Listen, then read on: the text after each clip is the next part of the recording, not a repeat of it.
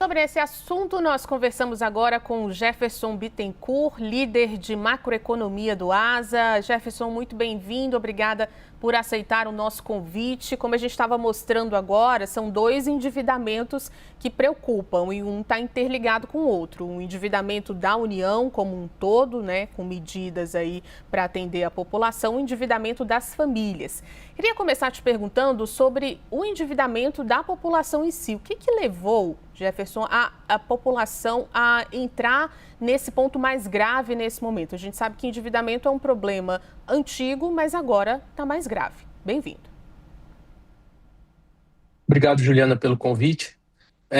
Do ponto de vista dessas duas dívidas, a dívida, o endividamento da população tem raízes diversas, né? Nós temos uma questão de poder de compra, nível de renda, que muitas vezes as pessoas, para manter o consumo básico, precisa atrasar algumas contas, precisa atrasar o pagamento de imposto, precisa atrasar pagamento de telefone. Então, tem uma questão aí de nível de renda, poder de compra da população. Tem uma questão também de educação financeira. Muitas vezes as pessoas não têm informação suficiente, não têm conhecimento suficiente sobre os riscos desse endividamento elevado, dos riscos disso de se tornar uma bola de neve e se tornar impagável para a população.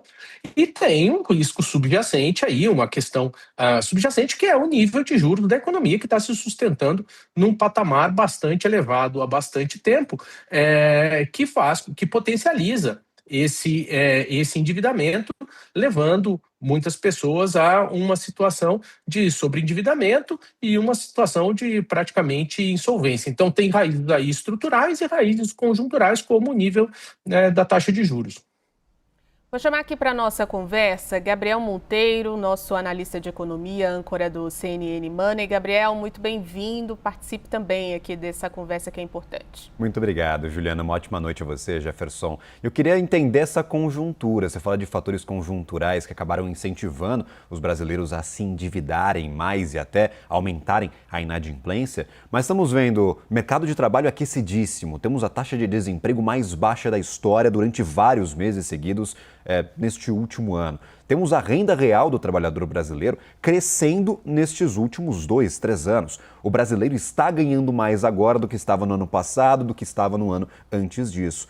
Por que a gente saiu de níveis de endividamento melhores depois do primeiro programa Desenrola do governo federal em 2023 e chegamos na máxima da história para inadimplência, na máxima da história para endividamento?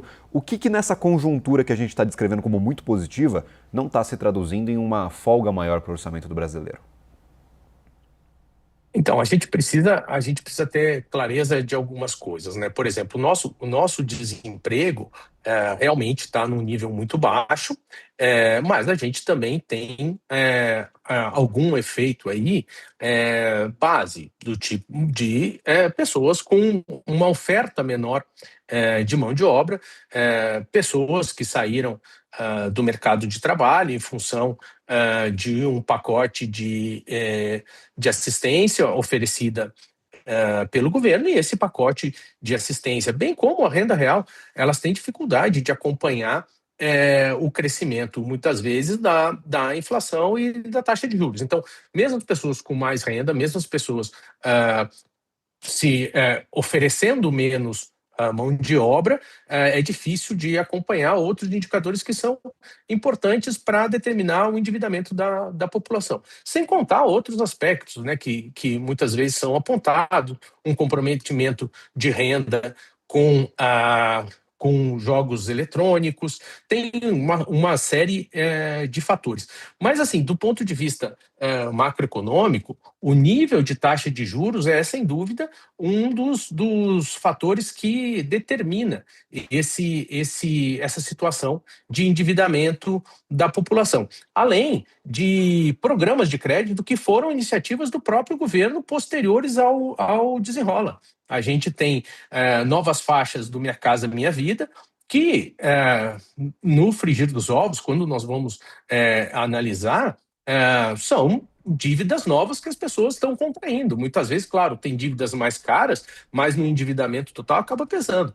Novas faixas do Minha Casa Minha Vida, o crédito consignado privado. Então, depois do desenrola, a gente teve taxas de juros se sustentando num patamar mais alto e novos programas de crédito para a população. Agora, Jefferson, qual que é o caminho de saída? O que a gente está vendo agora é o governo apresentando os detalhes do Desenrola 2.0, tem também a iniciativa de liberação do FGTS para que as pessoas paguem essas dívidas. Isso resolve a curto prazo, mas a longo prazo também? De novo, a questão mais fundamental de todas é a questão da taxa de juros. E no aspecto da taxa de juros, uma solução estrutural para a economia brasileira passa por um ajuste, passa necessariamente por um ajuste fiscal. A gente tem questões, obviamente, de curto prazo que dificultam essa queda da taxa de juros. Nós temos o preço da energia em função da guerra, nós temos uma atividade ainda aquecida, mas se nós pensarmos nas taxas de juros mais longas, que servem de referência também para endividamento de mais longo prazo da população, nós temos um fator determinante ali, que é a questão fiscal. O primeiro passo para a gente ter taxas de juros menores e assim viabilizar uma saída mais estrutural da população desses níveis elevados de endividamento é aceitar uma atividade mais fraca e, principalmente, aceitar um ajuste fiscal duradouro, que vá promover uma redução mais significativa da taxa de juros e que vai se transmitir para as dívidas privadas através dos canais tradicionais de crédito. Eu queria até falar um pouquinho sobre essa transmissão, Juliana, até peço espaço aqui, de como é que a taxa de juros chega nos patamares que a gente paga hoje no Brasil. A taxa de juro básica que o governo estipula, que o Banco Central determina, é 14,75%. Mas os brasileiros normalmente se endividam por cartão de crédito, por cheque especial, por crédito sem garantia que pega na instituição bancária. Juro do cartão de crédito em média no Brasil, 435% ao ano. Juro do cheque especial, 147%. Juro do crédito pessoal sem garantia, 112%. A maior parte da população que está endividada está pagando mais de 100% de juros. Esse é o padrão brasileiro, Jefferson, eu queria entender. E por que a gente tem um juro tão alto em mais de 100%, sendo que a taxa básica está lá na casa dos 15%?